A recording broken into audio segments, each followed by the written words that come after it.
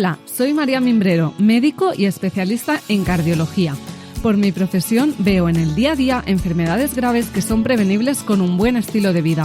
Por eso quiero ayudarte a cambiar de hábitos para que mejores tu alimentación, tu salud mental y tu estado físico. Así lograrás sentirte sano, fuerte y feliz.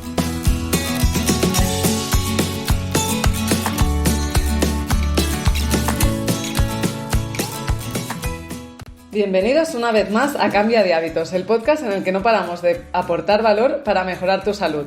Hoy vamos a hablar sobre vitamina B12, omega 3 y cómo prevenir enfermedades del órgano más importante, el cerebro. Para eso tenemos con nosotros a la doctora Celeste Sliman, neuróloga argentina con posgrados en nutrición vegana y neuropsicobiología, y como yo es una defensora de la medicina preventiva mediante una dieta basada en plantas y un buen estilo de vida. Hola Celeste, bienvenida. Hola María, muchas gracias por invitarme. Bueno, hoy quiero aprovechar que tenemos una neuróloga porque yo tenía varias dudas que quería resolver con la audiencia sobre neurología y con tu experiencia nos las vas a resolver perfectamente. Entonces, quiero tocar varios temas que se relacionan con la alimentación y el estilo de vida y el cerebro. Primero vamos a hablar de las principales carencias que achacan a los veganos y bueno, y a más gente realmente, que son la B12 y el omega 3. Y después vamos a hablar de cómo mantener un cerebro más sano por más tiempo y prevenir las enfermedades del cerebro más frecuentes que se relacionan mucho con el estilo de vida, ¿no, Celeste? Uh-huh. Sí, exactamente. Bueno, pero primero me gustaría que nos contaras un poquito cómo como médico te empiezas a interesar por la alimentación y el estilo de vida y acabas haciéndote vegana, ¿no? En realidad fue primero veganismo y después en realidad vino toda la parte de investigar y la academia, en relación a los beneficios de una alimentación basada en plantas y del estilo de vida para la salud. Mi motivación, en realidad, fueron los animales, cuestiones éticas, y al necesitar cambiar mi alimentación, en relación a eso, que fui a hacer como médica, a investigar a ver qué cosas iba a necesitar incorporar, más allá de qué cosas sacar, ¿no? Qué cosas necesitaba tener bien en orden, de prestar atención, qué nutrientes eran esenciales, etcétera, etcétera. Y en esa búsqueda personal, en realidad, empecé a ver una cantidad de evidencia que fue como un baldazo de agua fría de que nunca nadie me había dicho el poder que podía tener la alimentación, algo que hacemos 3-4 veces al día, depende de cada uno, pero que todos lo hacemos por lo menos una vez al día. El rol, tanto como para la prevención como para el tratamiento de diversas enfermedades que podía tener ese hábito que hacemos diariamente, ¿no?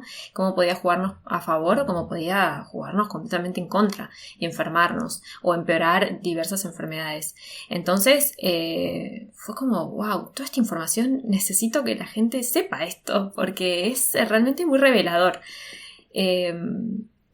Así que bueno, en este camino que comenzó ya hace varios años, me fui perfeccionando en todo esto de qué recomendar, qué no recomendar, a qué había que prestarle más atención o no. Un poco también probando conmigo en ese sentido, porque yo siempre digo que trato de vivir la medicina del estilo de vida y prescribo lo que vivo. Entonces también eso es importante, ¿no? Si uno dice, bueno, alimentate de cierta manera, come plantas integrales, no consumas ultraprocesados, haz ejercicio, descansa bien, trata de manejar tu estrés, bueno, lo mismo uno también tiene que tratar de vivirlo. Obviamente todos somos seres humanos, no somos perfectos, no se trata de eso tampoco, pero nada, yo creo que al yo vivirlo, lo puedo prescribir y transmitir mejor.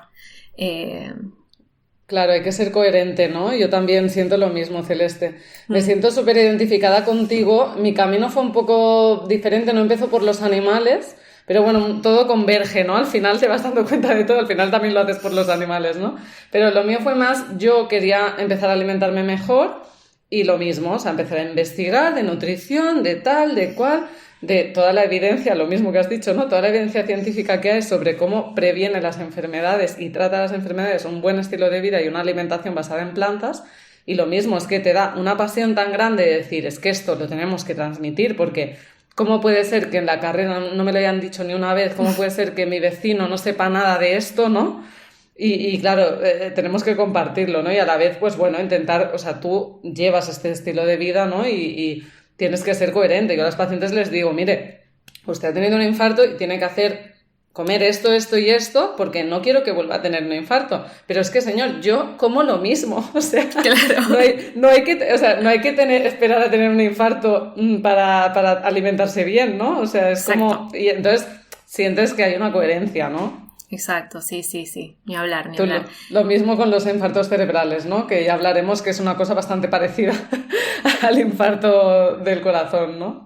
Muy discapacitante, quizás no tan mortal, pero sí muy discapacitante, que es algo que tenemos que tener en mente también, porque cuando hablamos de salud no hablamos solamente de vivir o no vivir, digamos, ¿no?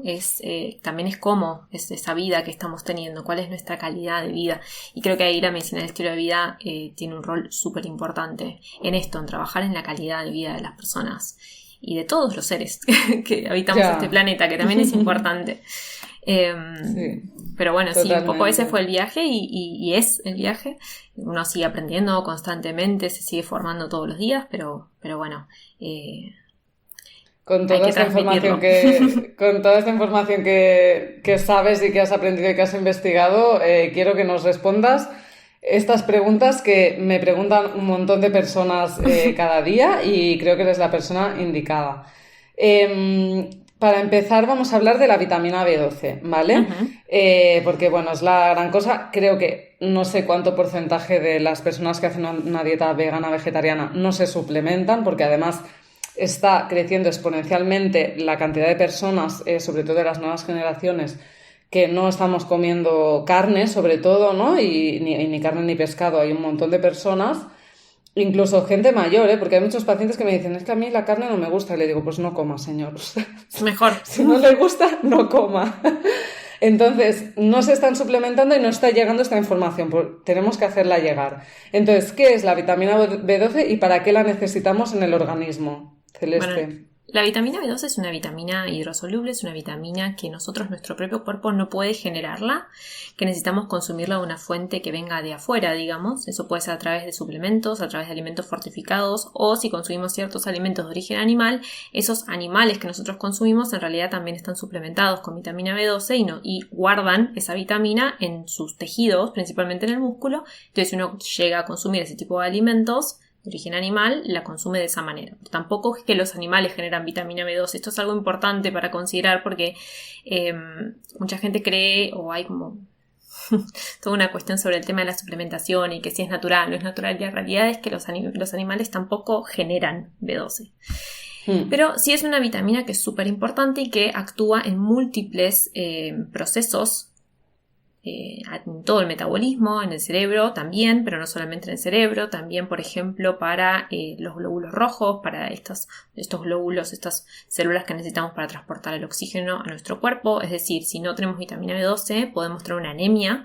Y eso quizás la anemia es como lo más reconocido, el déficit de B12. Bueno, si no tenés B12 vas a tener anemia.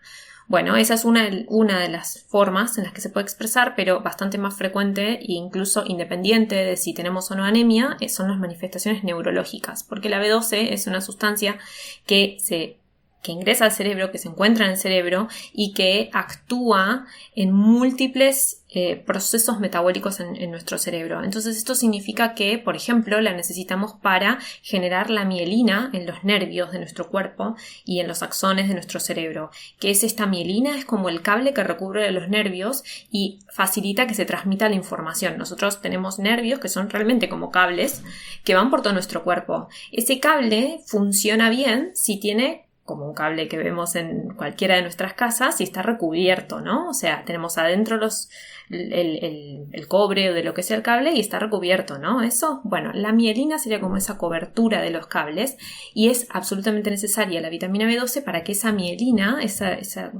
sustancia que cubre estos cables o nervios, funcione bien. Entonces, si no tenemos B12, podemos tener lo que se llama una neuropatía y empezar a tener síntomas como, por ejemplo, que se nos empiecen a dormir las puntas de las manos o de los pies, o tener ciertos dolores, o tener cierta hormigueo en el resto del cuerpo. O sea, pueden aparecer síntomas que incluso al principio pueden ser muy sutiles. Quizás es simplemente un hormigueo muy sutil, pero que está hablando de que está sucediendo algo en estos nervios, en estos cables, digamos, que están como pelados, si uno quisiera. Entonces, esa es una de las funciones de la vitamina B12, por ejemplo. Necesitamos que esa mielina funcione bien y para eso necesitamos B12. Pero no solamente eso, también nuestro cerebro necesita B12 para múltiples funciones, como por ejemplo darle, no importa, esto es algo muy técnico, pero nuestro cuerpo necesita que haya una sustancia que se llama metionina que le dé grupos metilo, no importa, unas sustancias a nuestro ADN para poder funcionar. Si nosotros no tenemos B12, esta no se puede hacer, entonces esa metionina no funciona bien o no se encuentra y podemos tener alteraciones en, por ejemplo, la síntesis de diversos grupos celulares, ¿sí? Vale. Y además, cuando no tenemos B12, aumentamos nuestra homocisteína. La homocisteína, que esto es algo súper importante, es un tóxico directo del cerebro.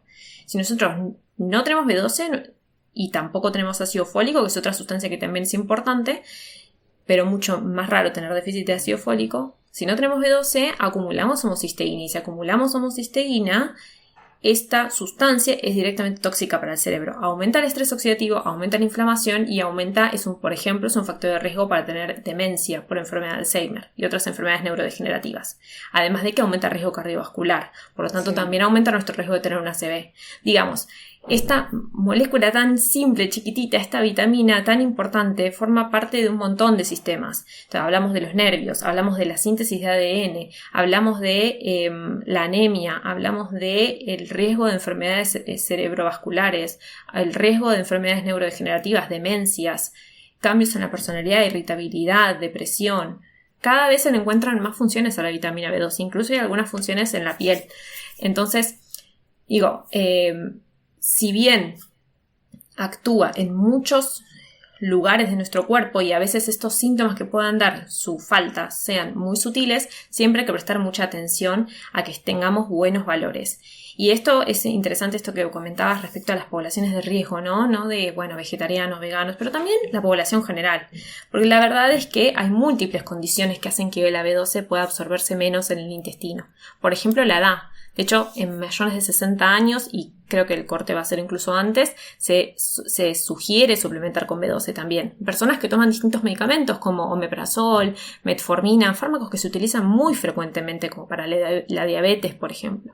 Entonces, ese tipo de fármacos hacen que nosotros absorbamos menos la B12, con lo cual también tenemos que prestar atención. No es solamente vegetarianos y veganos, que si bien no ingerimos, si hacemos una alimentación estrictamente libre de alimentos de origen animal, no ingerimos B12 y debemos hacerlo a través de alimentos fortificados o de suplementos.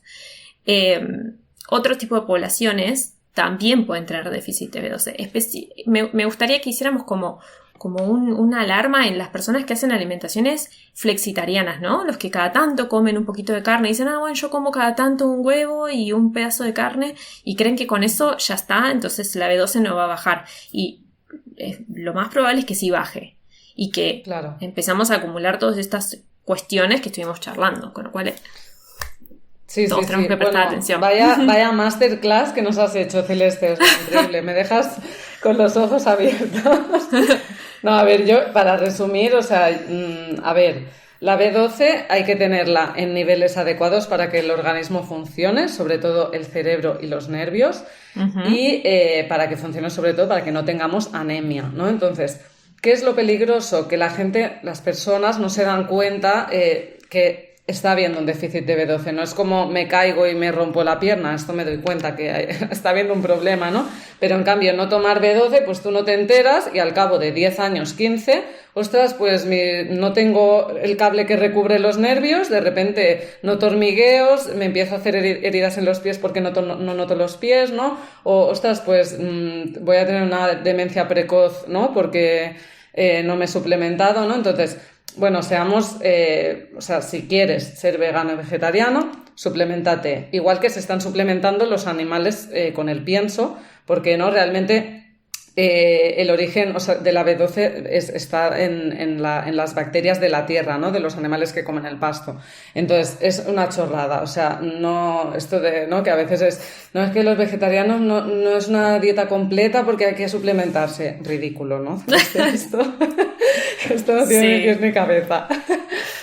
Pero... Sí, esa justificación no tiene ningún sentido cuando pensamos esto que mencionabas, ¿no? De que los animales tampoco generan B12, lo comen de suplementos porque ya hay muy pocos animales que hagan pastoreo, digamos, que realmente coman esas bacterias que están en el suelo, y además los suelos están muy empobrecidos debido a toda la agroindustria y los agrotóxicos que hay, con lo cual tampoco sería una fuente, si uno dijera, no, es que yo como carne de vaca que come pasto. Bueno, vamos a ponerlo de esta manera. Tampoco uno se asegura nada de eso. Entonces, realmente es mucho más simple hacer un análisis de laboratorio, ver cómo está la homocisteína, ver cómo está distintos parámetros, la B12, y chequear y asegurarse que esté todo bien, y uno ya se olvida. Realmente hay suplementos que se pueden tomar incluso una vez cada 15 días. No son cosas que uno tenga que estar ni siquiera muy encima, pero que si llegarse a tener algún problema, algún déficit, puede generar múltiples síntomas, y como mencionábamos, por ahí cosas muy sutiles como mayor irritabilidad, que uno quizás ni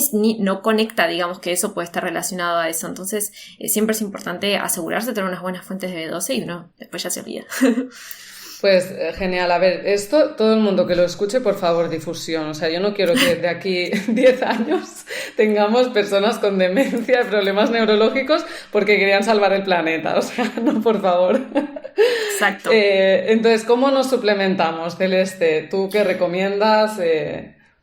Yo siempre recomiendo, en lo posible, si hay una posibilidad de hacerlo en el mediano plazo, o sea, entre consulta y consulta, hacer un examen de laboratorio, chequeando siempre los valores de B12 y chequeando siempre algún segundo marcador. En nuestro país, en Argentina, se hace homocisteína, pero en otros lugares se hace metilmalónico también, o sea que es otro marcador.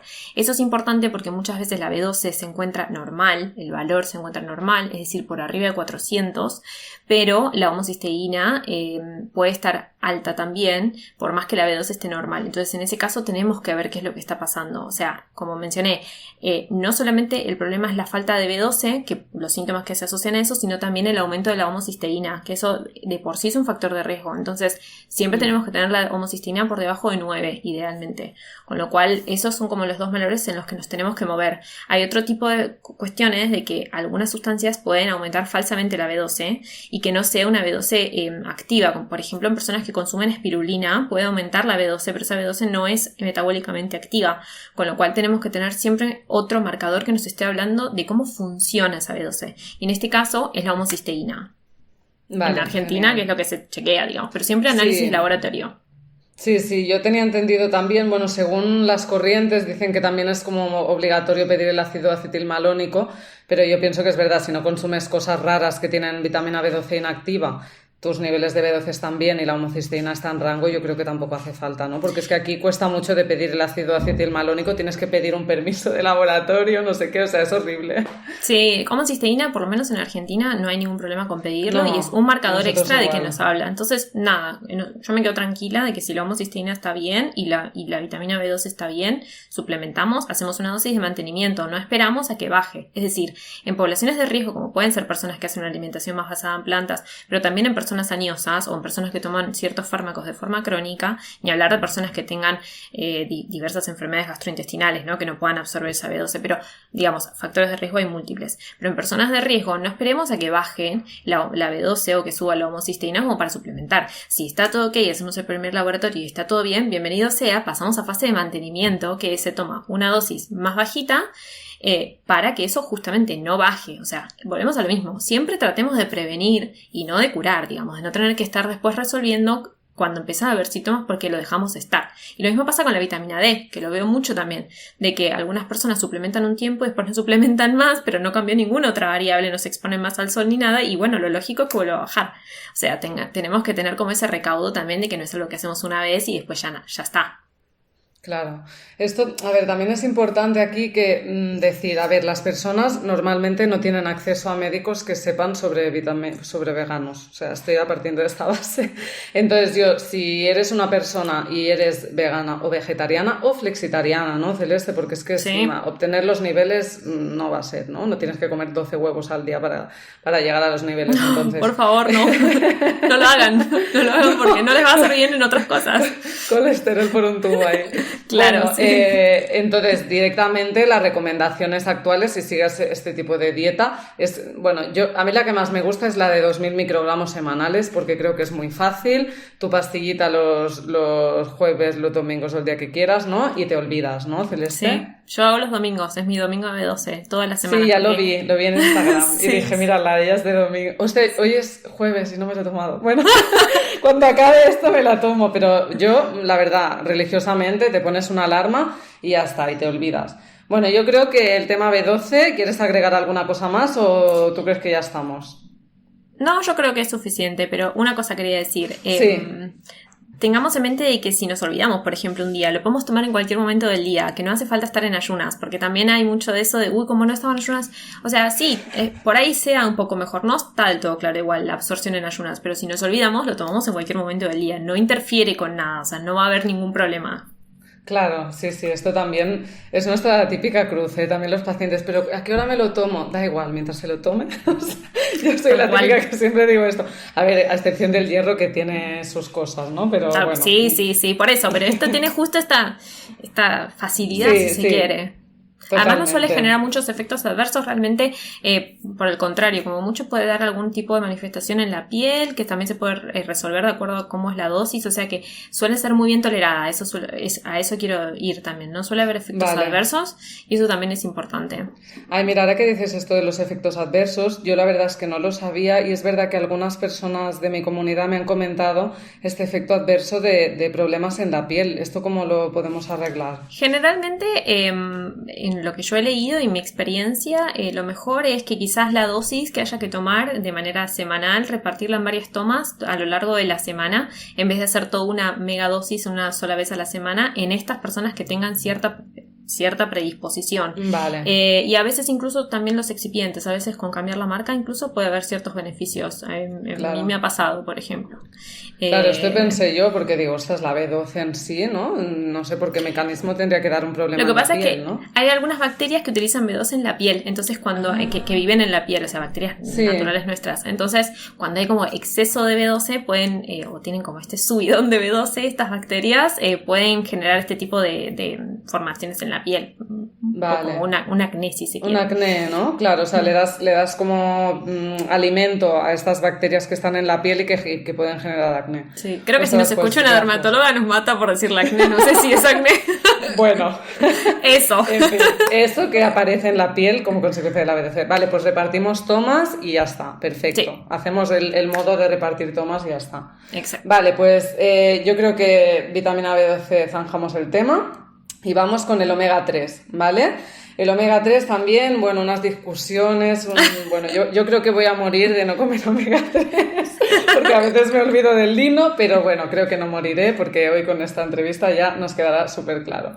Entonces, coméntanos un poquito el tema del omega 3, porque también se habla tanto en dietas veganas y no se habla tanto en dietas omnívoras, que nadie se preocupa por la fibra, ni por el omega 3, ni por la B12, ni otro tipo de dietas, ¿no? Es irónico. Por si no. Es que todos se vuelven expertos con eso, ¿no? Porque cuando te cambias la alimentación es como, ¿y de dónde vas a sacar las proteínas, el hierro? ¿Y de dónde lo sacas vos? O sea, como que no está mal preguntarse de dónde lo sacamos, pero también, ¿no? Entender que, bueno, por ahí uno sigue una alimentación más estándar o más, no sé, llámese como la que quiera, digamos, muy cultural de cada lugar, pero tampoco estamos pensando de dónde qué hay en esa milanesa. Claro. O sea, claro, es como una alimentación de patatas fritas y pollo, nadie se pregunta, hay un montón de personas que comen así, nadie se pregunta de dónde saco el omega 3, de dónde saco el hierro, de dónde saco la fibra, los fitonutrientes, ¿no? Exacto. Siempre me gusta recalcarlo. De hecho, en Argentina, por ejemplo, siempre se asocia mucho el omega 3 con el pescado, pero realmente en Argentina muy poca gente consume pescado, especialmente consumimos otro tipo de pescados que no son los pescados más grasosos de aguas profundas como el salmón, por ejemplo, que serían como las fuentes más grandes de omega 3. Si se quiere, ahora podemos charlar que si eso es así, no es así, pero digamos, si uno se pusiera estricto y dijera necesito pescado para el omega 3, en Argentina en general tampoco consumimos ese tipo de pescados, y mucho menos en las dosis semanales que se quieren como indicar. Entonces, digamos, si es por eso todos tenemos déficit de omega 3. Claro, entonces Celeste, vale, esto es importante. Esto del omega 3 no es para los veganos, es para todo el universo, ¿vale? O sea, tenemos que asegurarnos de que consumimos el omega 3 suficiente, y Celeste nos va a explicar por qué es fundamental el omega 3 para nuestra salud. Sí.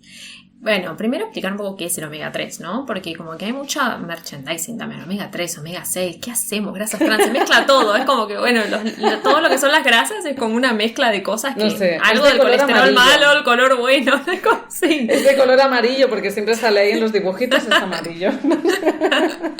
Tal cual.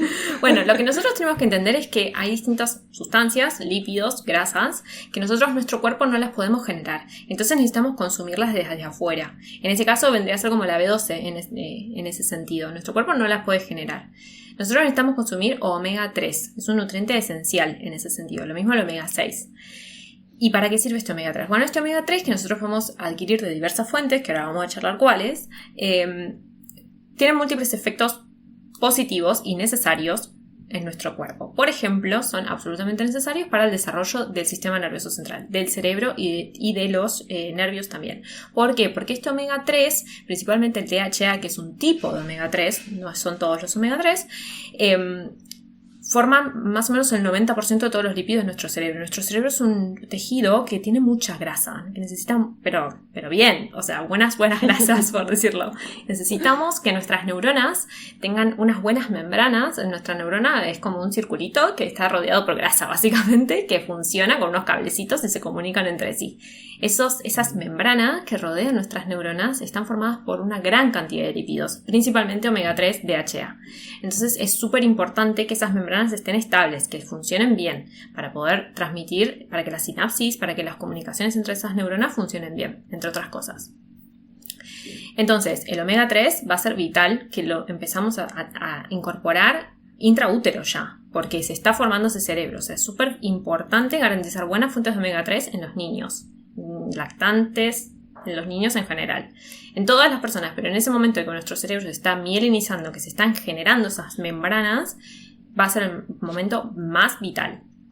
Vale. Entonces, este DHA, que es distinto al omega 3, que tenemos más información quizás, o se escucha más de que el omega 3, eso lo relacionan con el aceite de pescado, que vamos a charlar después si estos están así, digamos, pero este omega 3 que utiliza el cerebro es distinto al omega 3 que utiliza, por ejemplo, el sistema cardiovascular, que sabemos que el omega 3 puede reducir los triglicéridos, puede funcionar como un antiarrítmico, puede reducir el riesgo cardiovascular. Eso es el EPA, eso es otro tipo de omega 3, que también es importante tenerlo. Nosotros utilizamos en el cerebro el DHA. Este DHA no solamente participa en esto que decíamos de las membranas, sino que también es un antiinflamatorio. Y eso es súper importante porque cuando nosotros pensamos cuáles son las enfermedades que más afectan a nuestro cuerpo, en general son enfermedades inflamatorias.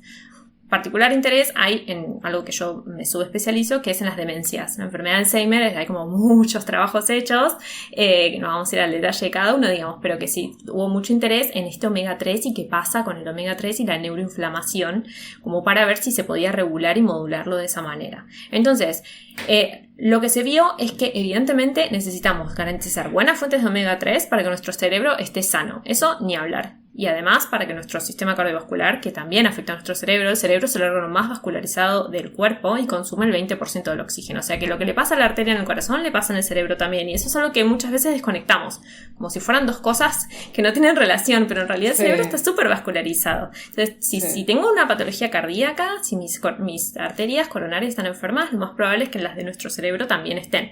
Así que tenemos que tener atención con eso.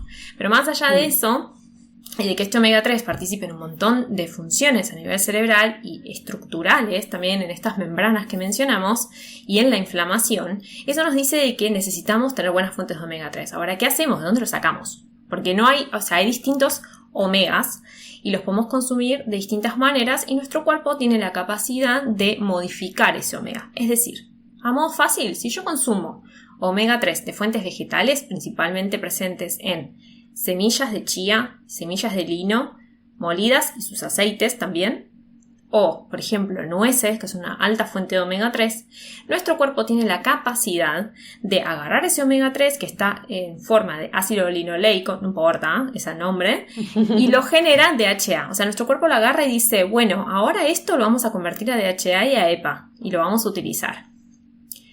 Genial. Otra fuente son microalgas, por ejemplo, que ahora se están construyendo mucho estos fármacos, estos suplementos de microalgas que directamente ya tienen DHA y EPA, o sea que no necesitamos que nuestro cuerpo genere esto, de agarrar el omega 3 como lo consumimos de las fuentes de la comida y cambiarlo. Pero eso todavía vamos a ponerlo ahí en pausa, porque no estamos seguros ni siquiera si eso es necesario o si es útil.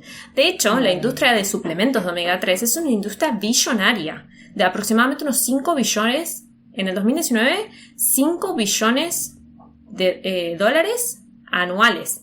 La industria solamente de los omega 3, y se proyecta que en unos años va a ser de unos 9 billones. O sea, estamos hablando de mucho, mucho dinero.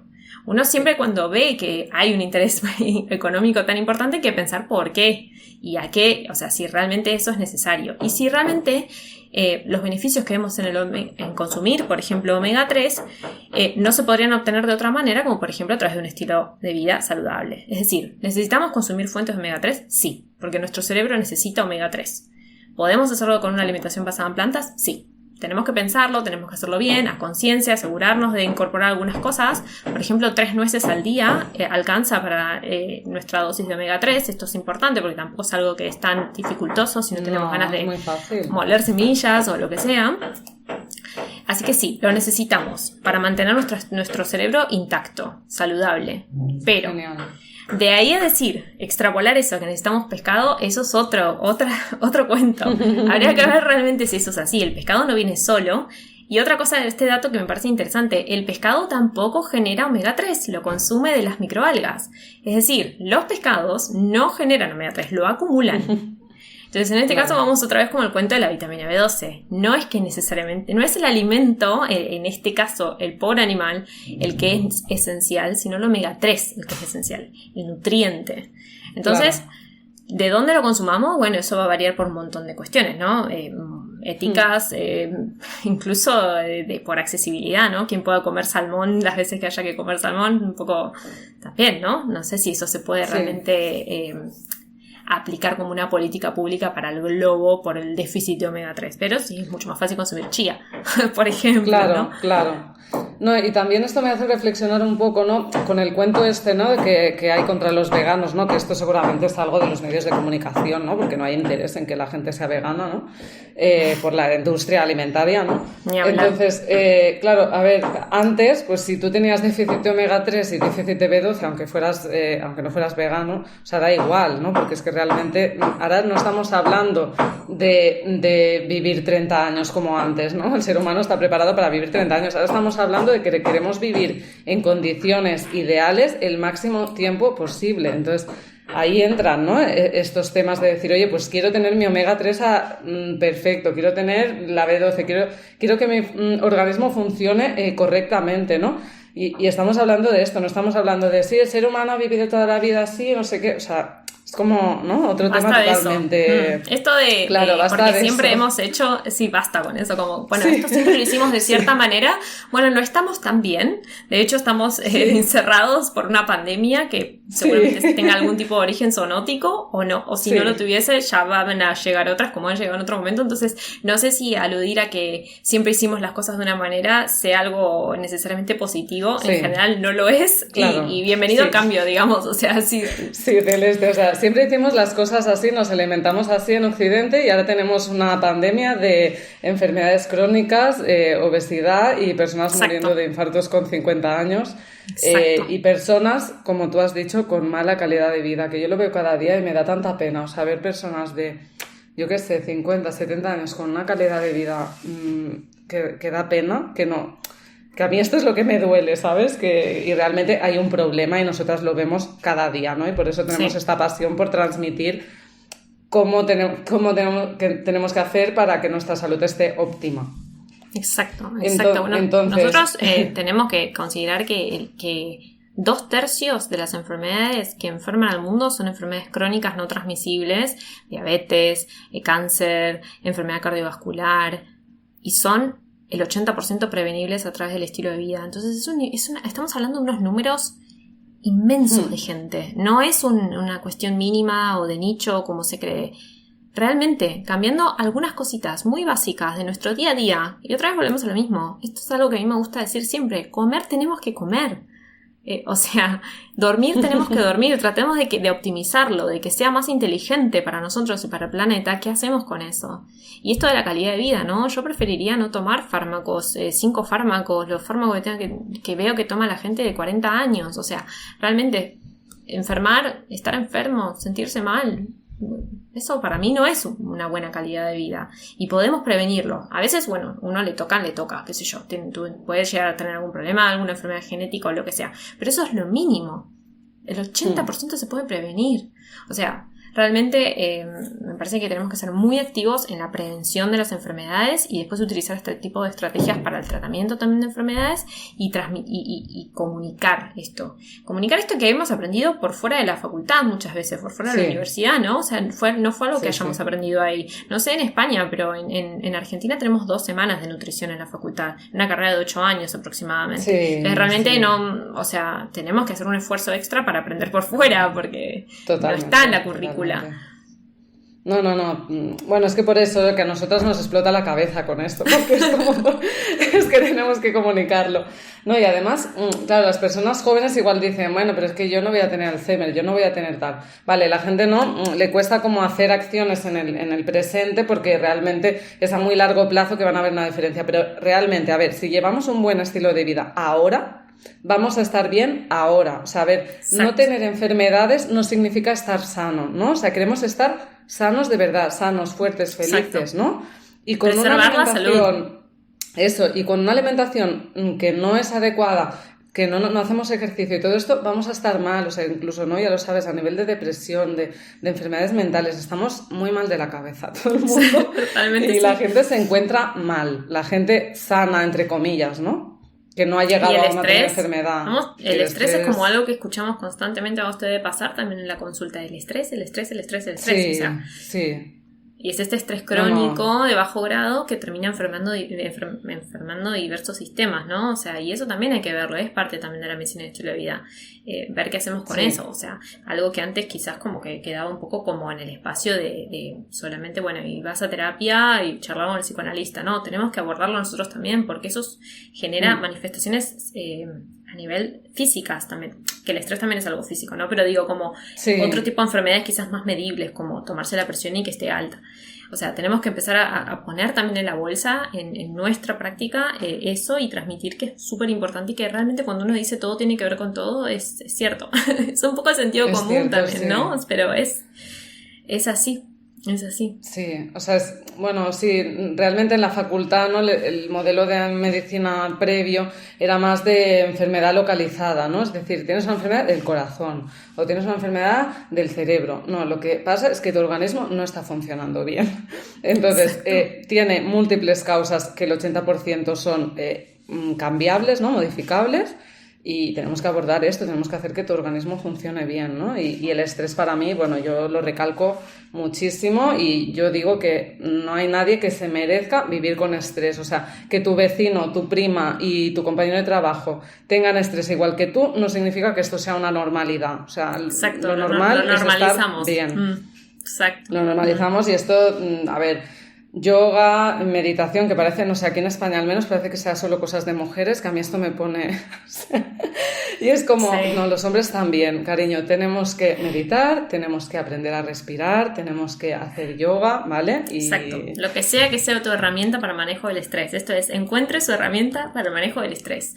Eso. Puede ser, si no quieres hacer una meditación, no pasa nada, puede ser, no sé, hacer jardinería, lo que sea, digamos, o sea, pero que algo que vos puedas ayudar a bajar tus niveles de estrés y eso vas a ver que aparte va a empezar a tener esto es lo interesante de la medicina de estilo de vida, que una intervención repercute en múltiples sistemas. Entonces, si yo estoy menos estresado, lo más probable es que descanse mejor. Y si descanso mejor, lo más probable es que, por ejemplo, mi memoria y mi capacidad de aprendizaje mejore.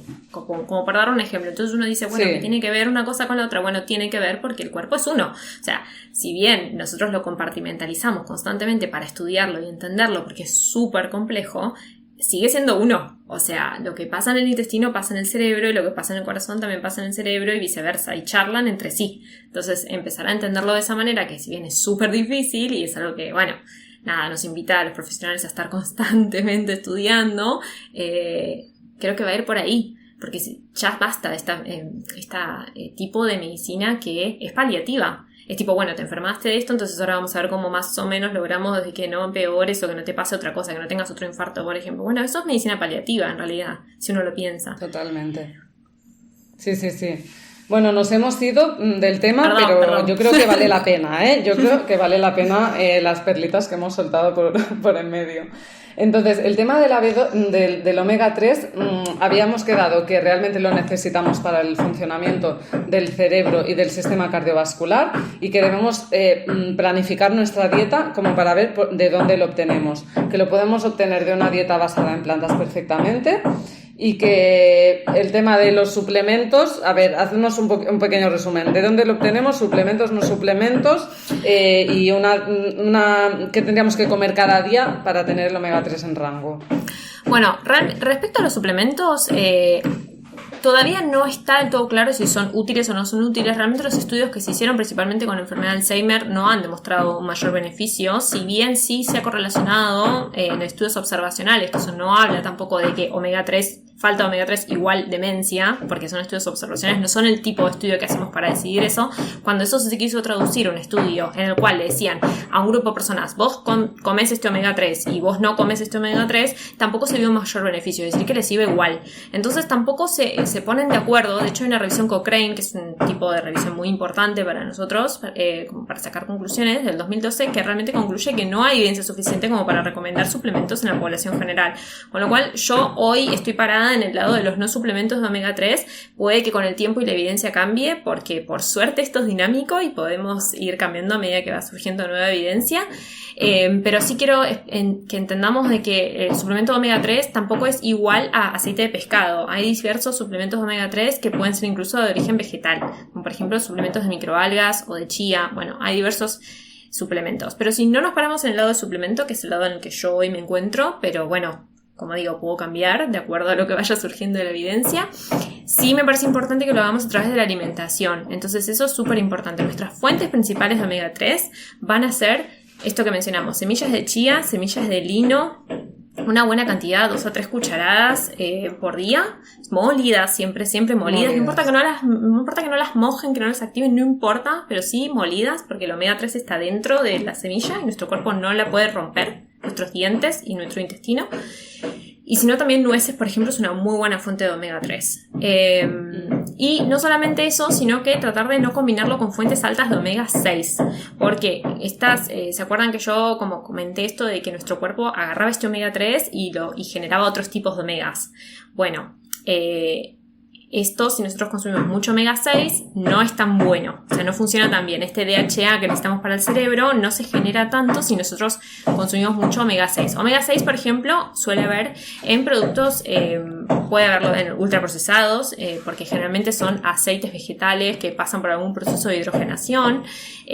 Pero también, por ejemplo, aceites de girasol. Bueno, diversos alimentos incluso de origen vegetal. Tratar de no combinarlos, digamos, de manera de que tengamos una buena cantidad de omega 3 y una baja cantidad de omega 6. Sí, totalmente. Bueno, sí, esto es lo que dicen, ¿no?, todos los estudios, bueno, y la evidencia, ¿no?, que lo importante es el ratio omega 6, omega 3, que si una persona, por ejemplo, come un montón de carne y ultraprocesados y luego se come 3 nueces, pues mala suerte porque tienes mucho omega 6. Da igual, el omega 3 que has consumido no sirve de nada, ¿no? Exacto. O sea que, bueno, en una dieta saludable basada en plantas donde prácticamente omega 6 no consumimos mucho, bueno, consumimos el adecuado, ¿no? Si nos suplementamos con 1 o 2 cucharadas de lino, chía molidos o unas nueces, vamos bien, o sea, no nos tenemos que preocupar. O los aceites también. Los aceites a veces son más fáciles, los aceites para algunas personas. Simplemente hay que tener el cuidado de no calentarlos. Pero si lo utilizamos en una ensalada o arriba de un guiso o lo que sea, ahí lo tenemos, digamos. Y es una cucharadita de té. Porque es muy poquito realmente. Es poquito, vale, porque te iba a decir, en España es que cuesta mucho utilizar cualquier aceite que no sea el de oliva virgen extra. Porque tenemos nuestro aceite de oliva y... Yo la verdad que no lo consumo en ensaladas porque no sé, me gusta mucho el aceite de oliva, realmente. Claro. Si no utilizo las semillas, me tomo el aceite en una cucharadita. Realmente tiene un sabor como de nuez, no tiene un gran sabor. Y bueno, y ya me aseguro y me olvido. Total, sí. O sea, es tener presente, ¿no? Que tienes que tener estos alimentos en casa y consumirlos cada día y punto, ¿no? Y meterlos en cualquier ensalada. No tiene sabor a nada, o sea, mételo en cualquier cosa, da igual, ¿no? Exacto. Y bueno, pues cambiamos de tema. Yo creo que el omega 3 ya ha quedado súper claro. Si no, igual nos hacemos un directo para resolver últimas dudas, Celeste. A ver si... Es un tema candente siempre el omega 3. Sí, es un tema que, aunque lo expliques bien, siguen habiendo dudas. O sea, es una cosa... ¿Pero no necesitaba pescado? No, la verdad es que no. Bueno, pues vámonos también a el tema más de las enfermedades neurológicas principales que son súper prevalentes en la población, que yo lo veo en el día a día en mis pacientes, y cómo puede afectar el estilo de vida en estas enfermedades del cerebro, que son sobre todo los ictus, ¿no? La enfermedad cerebrovascular y el Alzheimer. Cuéntanos un poco. Dos temas también súper interesantes y súper prevalentes también, como mencionabas, ¿no? O sea, dentro de lo que es la enfermedad cerebrovascular, dentro de lo que es la enfermedad cardiovascular, una de las principales causas de muerte a nivel mundial. Y de hecho, en Argentina, por ejemplo, nosotros tenemos un ictus, una ACV cada 4 minutos. O sea, así que es algo súper frecuente y, como hablábamos al principio, súper discapacitante también, ¿no? Porque no solamente a veces uno no muere de una ACV, pero por ahí queda con un trastorno del habla o con alguna parte del cuerpo que no pueda moverla, digamos. No son cosas que pasen como si nada, ¿no? Y además las chances de tener otro tipo de evento una vez que uno ya tuvo uno son altas. Entonces, cualquier estrategia que podamos hacer para reducir esto, que es tan prevalente, va a ser súper importante.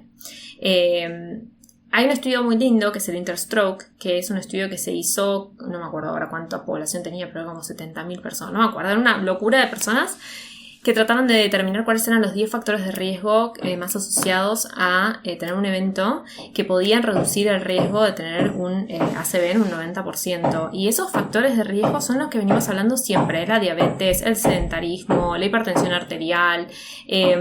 Bueno, esto que estuvimos charlando, que continuamente, digamos, sale en todas nuestras conversaciones, porque es eso, o sea, es alimentarte bien, es hacer ejercicios, descansar bien, es bajar tu riesgo cardiovascular. Y es eso, controlar el estrés, básicamente.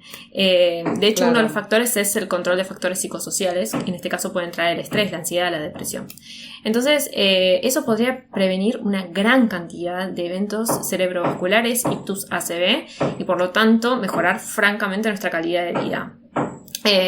Realmente creo que hay que poner un poco el énfasis ahí. Estamos muy acostumbrados, por lo menos en Argentina, a reconocer lo que es un infarto de miocardio, de corazón, pero el ACV no lo tenemos por ahí tan incorporado, y mucho menos entender que estamos hablando de lo mismo, que si se enferma el corazón se enferma el cerebro también. Eso otra vez es como que la cabeza la cortamos y es como, bueno, esto va para otro lado, digamos, esto funciona aparte.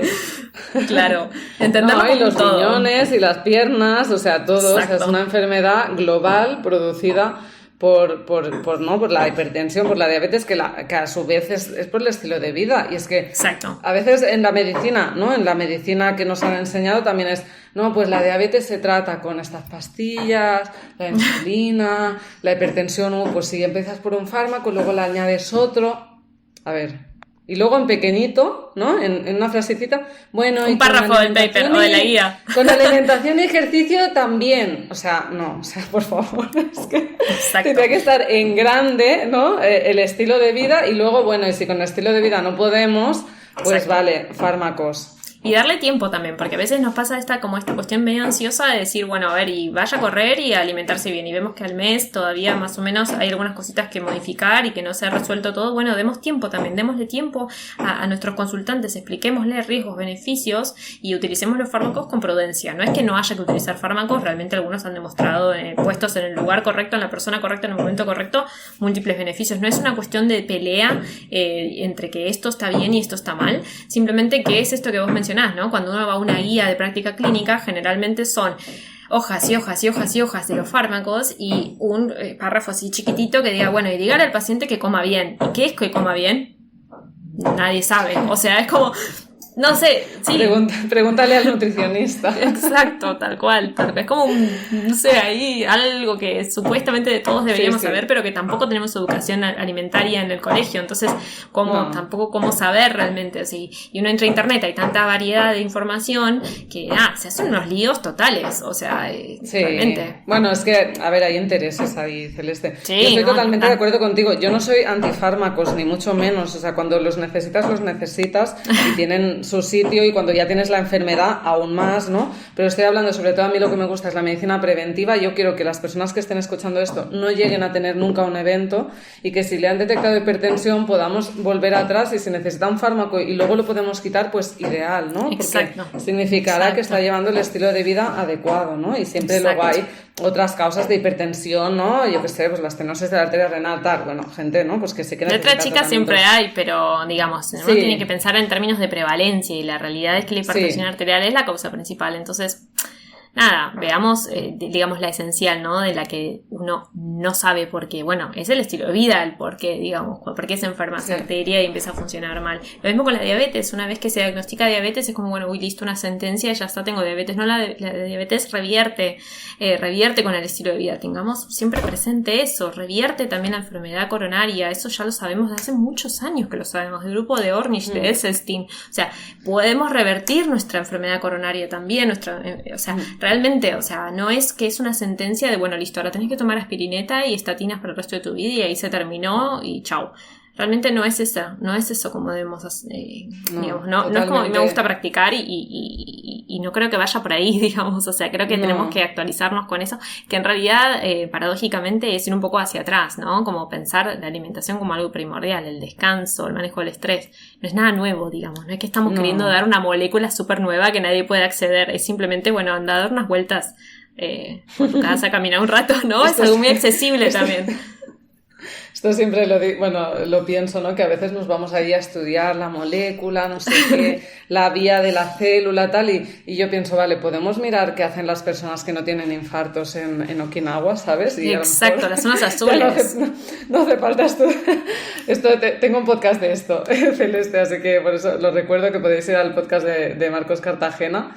Y para que no se nos coma el tiempo y podamos hablar un poco del Alzheimer, que yo creo que también es lo mismo, una enfermedad súper discapacitante que da muchísima pena. Yo he tratado con muchas personas con Alzheimer, mis propios abuelos, tengo 2 abuelos que han tenido Alzheimer, y la verdad es horrible, se pasa muy mal, la familia lo pasa fatal. Sí. Y bueno, es como perder a la persona en vida, ¿no? O sea, realmente es horroroso, ¿no? Es devastadora y es muy frecuente. Sí, y arrastra un poco invisibilizada mucho... también, porque quizás es como pensarse en personas añosas y como, bueno, esto es algo de la edad. Sí. La verdad es que no, uno puede envejecer sanamente con toda su cognición completamente intacta hasta el último día. O sea, eso tenemos que tenerlo en mente, de que no, es que es por la edad. En realidad no, si bien puede haber un leve decline en algunas funciones cognitivas con la edad, eso nunca alcanza valores patológicos en la normalidad, digamos. O sea, no, esto de me pierdo en la calle o me dejé la hornalla prendida, ¿no? En la estufa, eso no es normal, o sea, no es algo esperable por la edad. Tenemos que ver que pasan cosas y que es súper frecuente y que solamente se piensa que va a seguir incrementando esto. Por lo tanto, cualquier estrategia de prevención es importantísima. Lo mismo que con lo que pasa con el tema del ictus en ese sentido. Y lo que tienen las enfermedades neurodegenerativas como la enfermedad de Alzheimer o la enfermedad de Parkinson, por ejemplo, que son enfermedades en las cuales la persona no va a fallecer probablemente de esa enfermedad, pero va a convivir con esa enfermedad, esa persona y todo su núcleo familiar durante incluso décadas. Entonces es súper importante. Y la enfermedad de Alzheimer, esto que quería que charlemos un poquito, tengamos en mente de que empieza a gestarse, si bien en general las manifestaciones clínicas se dan después de los 65 años, sabemos que se empiezan a gestar décadas antes. Cada vez nos corremos más, o sea, incluso estamos hablando de 30 o 40 años que se empieza a generar los diversos cambios que posteriormente el cerebro en algún momento no va a poder compensar más, va a decir hasta acá estoy y va a dar clínica, o sea, va a dar problemas de memoria, etcétera, ya más luego de los 65 años. Entonces, las estrategias, si bien hay que mantenerlas a lo largo de toda la vida, hay que hacer súper énfasis en tener estrategias preventivas cuando somos jóvenes, no decir, ay, eso no me va a pasar nunca, ya veré después, porque lo estamos gestando a los 30, a los 40, a los 50. Entonces es importante que tengamos un estilo de vida saludable ahora, ya.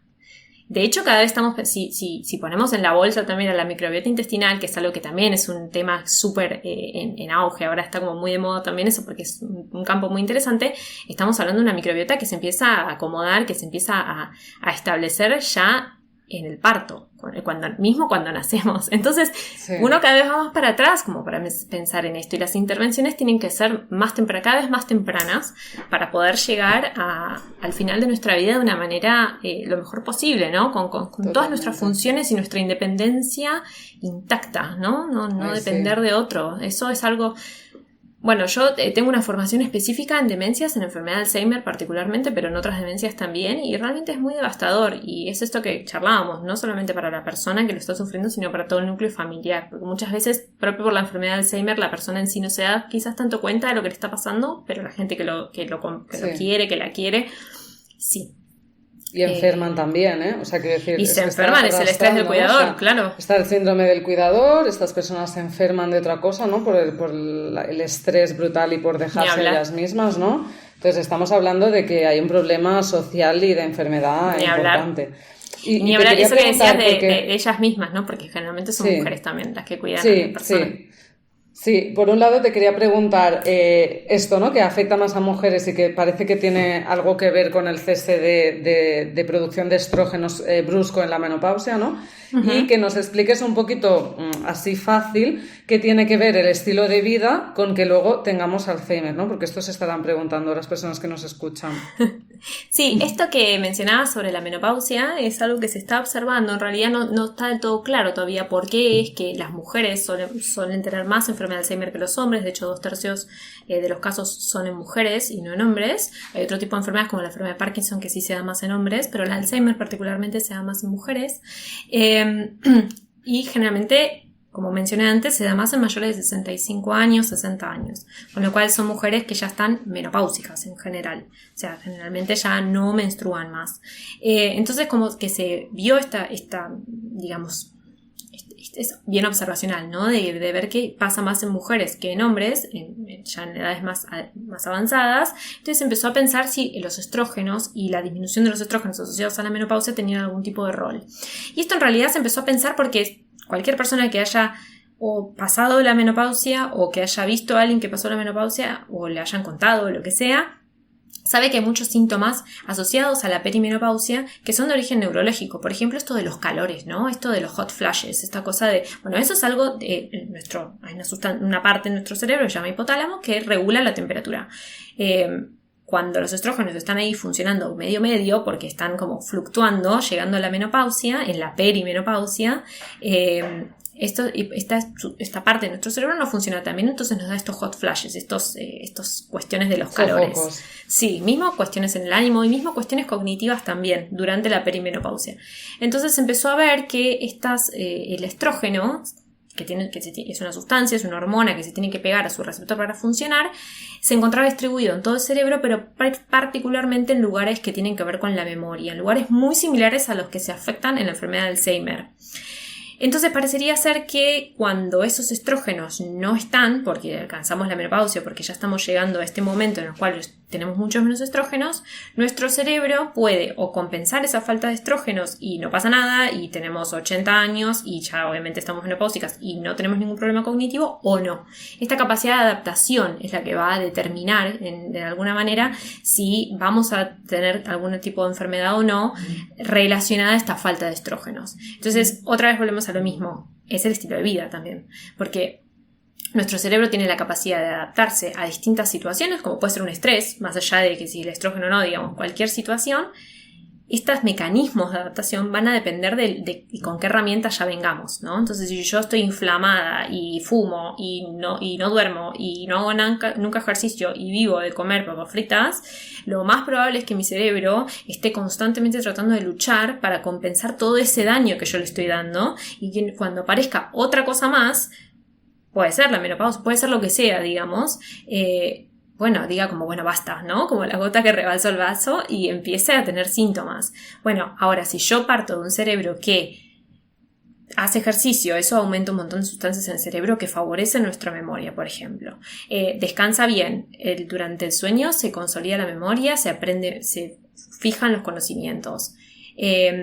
no fuma, o sea que no tiene tóxicos directos, tengo unos buenos niveles de B12 con lo que hablábamos antes, me alimento bien con antioxidantes, un patrón más bien basado en plantas es un patrón antiinflamatorio, rico en fibra que mejora nuestra microbiota intestinal y que además genera un montón de sustancias que son antioxidantes, es decir, todo ese daño que uno le hace al cerebro constantemente por la vida, que puede ser en más o en menos, digamos, pero todo ese estrés que se genera, las sustancias de lo que nosotros comemos pueden combatirlo y lo pueden compensar.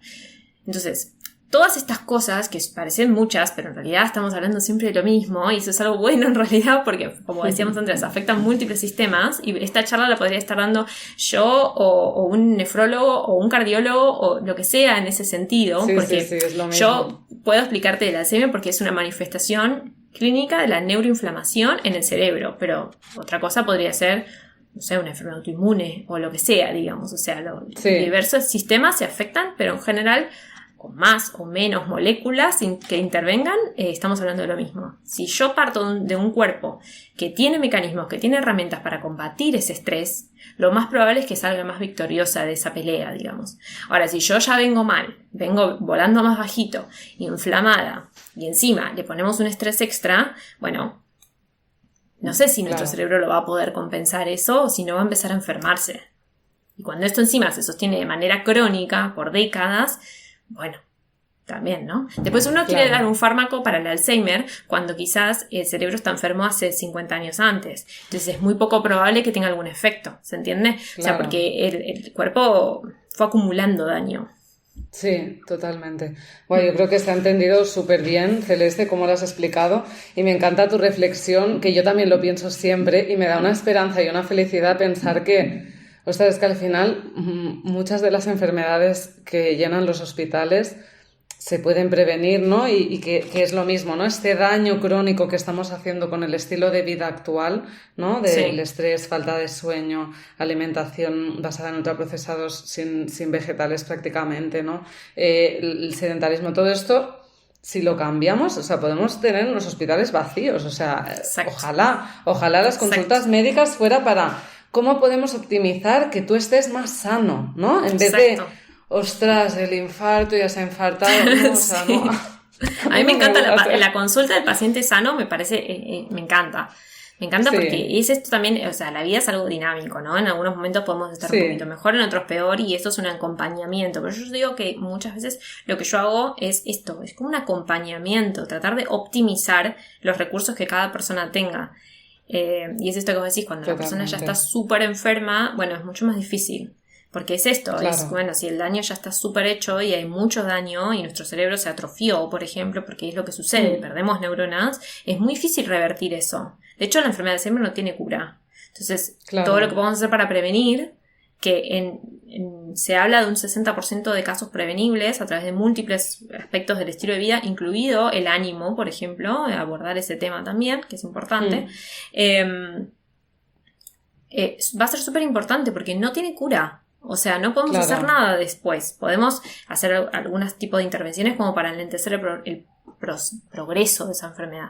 Pero al no tener cura realmente, y creo que va a pasar mucho tiempo hasta que podamos realmente tener una cura, porque es esto que decíamos, es una enfermedad que empieza décadas antes. Entonces, algo que empieza a los 30 años es muy difícil. Claro, es que si te mata, quiero decir, el corazón, a ver, si tú lo machacas, al final la cura es el trasplante, ¿me entiendes? Claro. Y con el cerebro no lo podemos hacer, o sea, tampoco creo que haya una cura, ¿no? O sea, realmente revertir los efectos de un daño brutal que hemos hecho al cerebro, pues es que al final, o sea, igual que con el corazón, o sea, a ver, muy complicado, ¿no? Exacto. Entonces, yo creo que sí que las personas que escuchan este podcast están en edad de poder prevenir el Alzheimer y de poder sentirse bien con un buen estilo de vida. O sea que, por favor, que cale este mensaje y hagamos difusión de este mensaje tan importante. Y bueno, ya se nos ha hecho la hora, así que yo creo que ya vamos a terminar. Y lo que me gustaría es que, desde tu expertise, si tuvieras que recomendar un hábito para mejorar la salud de nuestro cerebro, ¿cuál sería, Celeste? Esta pregunta me parece súper interesante porque es difícil elegir una sola cosa cuando esto que estuvimos charlando, ¿no? De que todo tiene que ver con todo. Pero creo que distinto a lo que a lo que quizás todos estén pensando que voy a responder, creo que lo que elegiría antes que todo sería hacer ejercicio, que a veces es un poco lo que nos cuesta, pero siento que es una práctica que está súper disponible independientemente del lugar en el que uno viva y independientemente del estado socioeconómico que uno tenga, ¿no? Porque digamos, caminatas podemos caminar, bueno, salvo algunas personas que tengan algún impedimento, pero quizás con la alimentación hay algunas brechas un poco más diversas en distintos países, que por supuesto que sin duda la estrategia alimentaria para prevenir y para tratar ciertas enfermedades cerebrales es la alimentación basada en plantas, libre de ultraprocesados y de alimentos siempre que sean lo más integrales posibles, ni hablar. Pero el ejercicio, que es algo súper, súper, súper importante y disponible para todos, aunque sea un poco, no hace falta que todos nos hagamos maratonistas, ¿sí? O sea, no es necesario eso, pero caminemos, movámonos, mantengamos nuestro cerebro activo a través del ejercicio también. Cuando nosotros hacemos ejercicio se liberan sustancias en nuestro cerebro que favorecen que crezcan neuronas nuevas. O sea, imagínate qué importante que es esto. Antes se creía que las neuronas era como que, bueno, listo, las tenías, estas son estas, no hay más, no se crea más nada, y ahora ya se sabe que no, que podemos generar nuevas neuronas y nuevas conexiones entre esas neuronas, y eso lo podemos estimular muy fácilmente con el ejercicio. Y otra vez, no hace falta ser maratonistas ni deportistas de elite. Podemos nosotros mismos hacer unas buenas caminatas a ritmo ligero y con eso favorecer nuestra salud cerebral. Y de todo el cuerpo. Como y de todo el cuerpo, sí. Lo que va bien para el cerebro, va bien Exacto. para todo. Y yo esto, a ver, no caminar, o sea, esto es que no puede ser. O sea, es un hábito que yo creo que es muy fácil, que es lo que has dicho. O sea, es ponerte las bambas, salir a la calle y caminar a un ritmo un poco rapidito, que sudes y que te canses. Que me canso, sí, es que cansarse es bueno. Esto ya lo hemos dicho en muchos podcasts. Y que se cansa, descansa. Es que me canso, sí, es que en el cansarse está ahí la potencia que tiene el ejercicio. Así que nada, caminatas diarias de 30 minutos y si os animáis, pues a correr también, que bueno, a mí también me gusta correr, Celeste, y creo que las personas jóvenes también podemos ahí darle más. Bueno, y entender pues que nada, el ejercicio se adapta, ¿no? Porque también muchas veces limitamos el ejercicio por algún tipo de dolencia, ¿no? Porque la espalda, la escoliosis, la edad. No, el ejercicio se adapta a la persona. El que sea. Eso, se podemos hacer el que sea, que te dé la espalda, pues bici estática, lo que sea, pero Exacto. hay que sudar. Y prescribirlo, Bueno, se prescribe, sí. con lo mismo que se prescribe el fármaco, se prescribe el ejercicio. En cantidad, en forma, lo mismo que hacemos con la alimentación, los hábitos Esto de vida para se los prescriben. médicos, que sé que hay varios médicos aquí que nos escuchan y bueno, los fisioterapeutas también estarán de acuerdo. Bueno, pues Celeste, cerramos esta entrevista, ha sido un placer, despídete de la audiencia. Muchísimas gracias por escucharme, por quedarse hasta el final, a escucharme a mí contar mis experiencias y bueno, nada, mis lecturas. Me encantó charlar con vos, María, realmente es un honor para mí. Así que bueno, saludos desde Argentina. Vale, un abrazo, adiós, Hilters.